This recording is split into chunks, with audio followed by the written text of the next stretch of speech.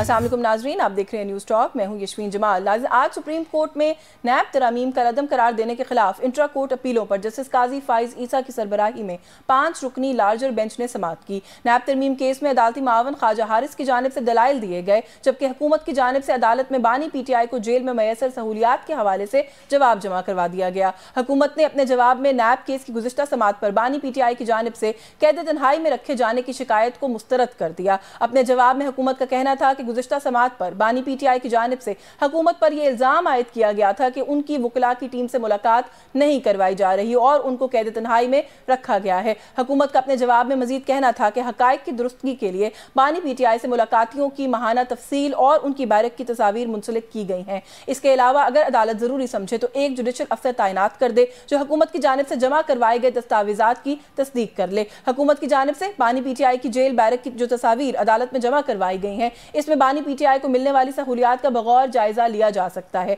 बानी PTI के कमरे में रूम कूलर, किताबों की अलमारी, मेज, कुर्सी और एक अदद LED दीवार पर नस्ब है। इसी कमरे में ही बानी PTI के लिए वॉशरूम की सहूलत मौजूद है। साइज के हिसाब से ये कमरा खासा बड़ा नहीं है। उसके अलावा कॉफी मेकर और मनपसंद खाने की अशिया भी बानी PTI के पास मौजूद है। एक्सरसाइज करने के लिए बानी PTI के पास साइकिल भी मौजूद है। इसके अलावा बैरक से बाहर कॉरिडोर में दिन में 2 बार चहलकदमी की सहूलत भी बानी PTI को जेल में मैसर है। बानी PTI को जेल में मौजूद सहूलियात की तस्वीर जारी होने के बाद PTI के आदत और कारकुनों की हुकूमत पर कड़ी तनकीद का सिलसिला हमने देखा कि उसका आगाज हो गया और इन सहूलियात को साबिक वज़ीर आज़म के लिए नाकाफी करार दे दिया गया। जहां एक जानिब PTI की क़यादत जेल में मैसर बानी PTI की सहूलियात को नाकाफी करार दे रही है, वहीं दूसरी जानिब हुकूमत की सियासी मुशीर राना सनाउल्लाह बानी PTI के लिए मजीद सख्तियों की पेशगोई कर रहे हैं। राना सनाउल्लाह का अपने बयान में कहना है कि अब मुज़ाकरात के दरवाजे बंद हो चुके हैं और अब तसादुम का ही रास्ता बचा है जिससे जो हो सके वो कर। जहां एक जानिब से राना सनाउल्लाह मुज़ाकरात के दरवाजे बंद होने का बता रहे हैं, वहीं दूसरी जानिब PTI भी हुकूमत के साथ मुज़ाकरात करने पर आमादा नहीं दिखाई देती। साबिक सदर आरिफ अलवी का मुज़ाकरात के हवाले से कहना है कि मुज़ाकरात माली से नहीं बल्कि चौकीदार से होंगे जो अपने आप को घर का सरबराह समझता है। मैं अगर कोई घर के लिए बात करने जाऊं तो किससे बात करूं? घर के मालिक को तलाश करूंगा, घर में जो रह रहा है उसकी बात करूंगा। अगर चौकीदार कहता है कि मैं घर का मालिक बन गया हूं तो उससे बात करूंगा। मैं बानी से तो बात नहीं करूंगा। बाहर जो खड़ा हुआ है ठेले वाला उससे थोड़ी बात करूंगा।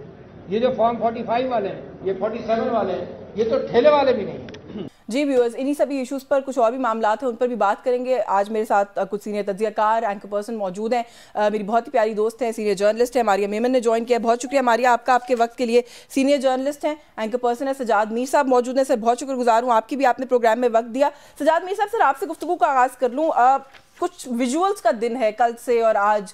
कल हमने कुछ PTI की ख़वातीन के विजुअल्स देखे, फिर आज हमने देखा कि साबिक प्राइम मिनिस्टर बानी PTI इमरान खान साहब किस सेल में उनको रखा गया है, उसकी कुछ डिटेल्स और कुछ तस्वीर जो है वो सामने आई। तो जो आज की तस्वीर है, अगर उन्हीं से शुरू कर लूँ सर, कैसे देख रहे हैं इन पिक्चर्स को आपके ख्याल में कि उनको एक प्रिविलेज हासिल है, उनको बहुत अच्छे तरीके से ट्रीट किया जा रहा है, और साथ ही साथ ये भी कहिएगा कि इन तस्वीर का आपके ख्याल में पॉलिटिकल फ़ायदा होगा PTI को या नुकसान?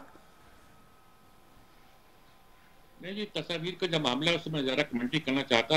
PTI को एक लिहाज से इसका कोई ज़्यादा फायदा नहीं पहुंचेगा, लेकिन दूसरी तरफ जो बात मैं करना चाहता हूँ वो ये है कि आम तौर पर यह कहा जा रहा है कि बानी PTI को जेल में सहूलतें मुयस्सर नहीं, और ये बयान खुद बानी PTI ने दिया, जबकि पूरी दुनिया जानती है कि सूरत ये नहीं है, हकीकत ये नहीं है। ऐसी सूरत में डट के झूठ बोलना उनके किसी पैरोकार को तो शायद जेब देता हो, शायद जेब देता हो, लेकिन कम से कम उन्हें जेब देता कि वो एक ऐसा बयान दें जो बिल्कुल 100% गलत हो। उनको जेल में जो सहूलतें दी गई हैं वो आम तौर पर कैदियों को नहीं दी जाती। वो कहते हैं 3 कमरे हैं, बरामदे में सैर कर सकते हैं, मशीन में वर्जिश कर सकते हैं, TV देखते हैं, सब कुछ करते हैं। बल्कि अगर उनके मज़ामीन बाहर छपते हैं तो इसका मतलब ये है कि उनका राब्ता बाहर की दुनिया से भी है, और बहुत सी ऐसी बातें साबित होती हैं जिससे लगता है कि वो एक आजाद कैदी के तौर पर वहां जी रहे हैं। अच्छा मीर साहब, आपने कहा ना कि एक आम कैदी को वो सहूलियात मैसर नहीं है। आज जस्टिस अतर मिनल्ला ने भी वैसे ये बात कही है, वो आम कैदी हैं भी तो नहीं ना सर, फॉर्मर प्राइम मिनिस्टर हैं पाकिस्तान के। माजी में जो वज़ीर आज़म जेलों में रहे हैं, ACs भी लगे थे कमरों में, अटैच्ड वॉशरूम्स भी थे, वहाँ पे खाने पकाने का सामान मैसर था, एक हेल्पर उनको लिए अवेलेबल हुआ करता था। ये सारी बातें भी रिकॉर्ड पर हैं। किस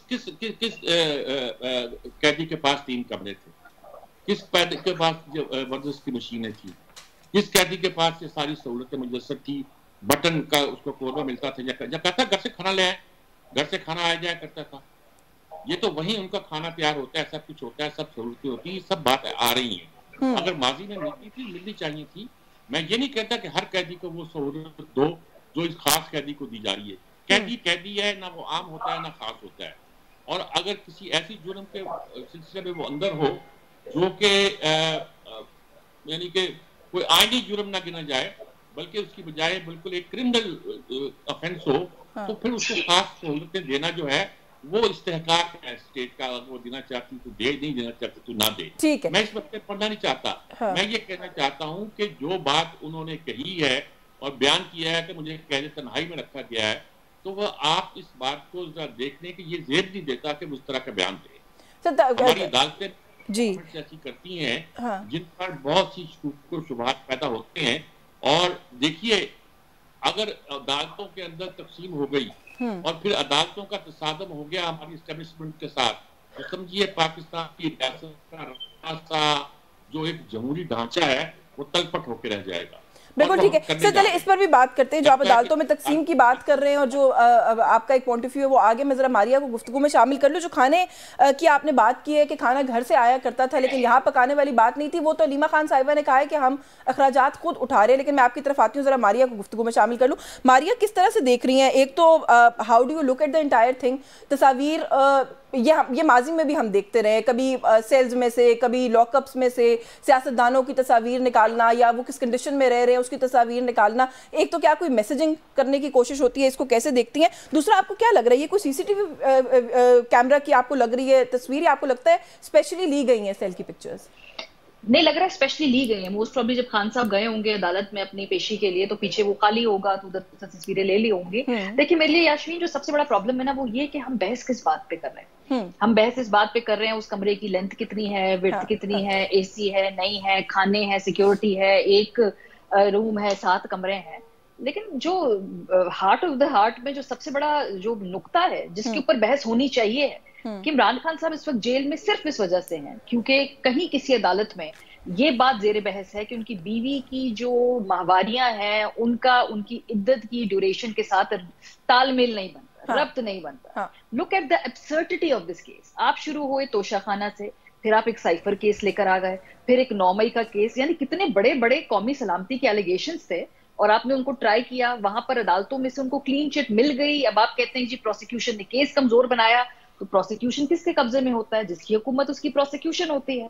जब खास तौर पे रियासत की इतनी इंटेंट हो कि हम बिल्कुल कैफरे किरदार तक पहुंचाएंगे, उसके बाद अगर आपके पास सिर्फ ये केस रह जाए कि जी उनकी बेगम की माहवारी जो थी वो हमने गिनी है, वो पूरी नहीं है, उसकी काउंट ठीक नहीं है, इस वजह से इस शख्स को जेल में होना चाहिए, तो ठीक है। फिर अब आप अगर आपने उस पे खाने का मेन्यू उनको किस स्क्वाड में, किस जेल में रखा हुआ है, वो डेथ का सेल है, क्या है, ये तो सारी ट्रिवियल बातें हैं ना। चलिए वो बिल्कुल I totally take your point, इसके ऊपर भी मैं बात करती हूँ। लेकिन सिंस क्योंकि आज पिक्चर्स आई हैं, ये जो पाकिस्तान तहरीक इंसाफ, जो मीर साहब अभी बात कर रहे थे, पाकिस्तान तहरीक इंसाफ की तरफ से और खासतौर पर खान साहब ने खुद भी पिछली हेयरिंग में कहा नायब तरमीम केस की कि जी मुझे कोई बुनियादी सहूलियात भी मैसर नहीं की जा रही। ये नैरेटिव गलत साबित हो गया है? देखिए, जो तस्वीर है जाहिर सी बात है हुकूमत के हाथ में। मैं तो बड़े पहले इंतजार कर रही थी कि ये तस्वीर सामने आ जाए, बिकॉज ये तो बात काफी देर से तहरीक इंसाफ कर रही है। चले बड़ी देर की मेहरबान आते आते मुझे तो अभी भी वो एक सॉलिटरी कन्फाइनमेंट ही नजर आ रही है। वो जो पूरे रूम्स हैं उसमें अगर कोई और कैदी आसपास है, हो नहीं सकता सिक्योरिटी के रीजंस की वजह से। जेल तो जेल ही होती है जी। अब वो कोई घर तो हो नहीं सकता, ये कोई रेस्ट हाउस तो है नहीं कि जहां पर नजर बंद कर दिया हो, या घर तो नहीं है जिसको सब जेल डिक्लेयर कर दिया, कोई अस्पताल का बेड तो नहीं है जहां से निकल के आप जेल से निकल कर वहां पर चले जाएं और पूरी अपनी जो सजा है वहां पे काटें, या रेस्ट हाउसों में काटें, या घरों पे काटें, या किसी हॉस्पिटल के किसी बेड पे काटें। अब ये जेल है और जेल ऐसी ही होती है। जेल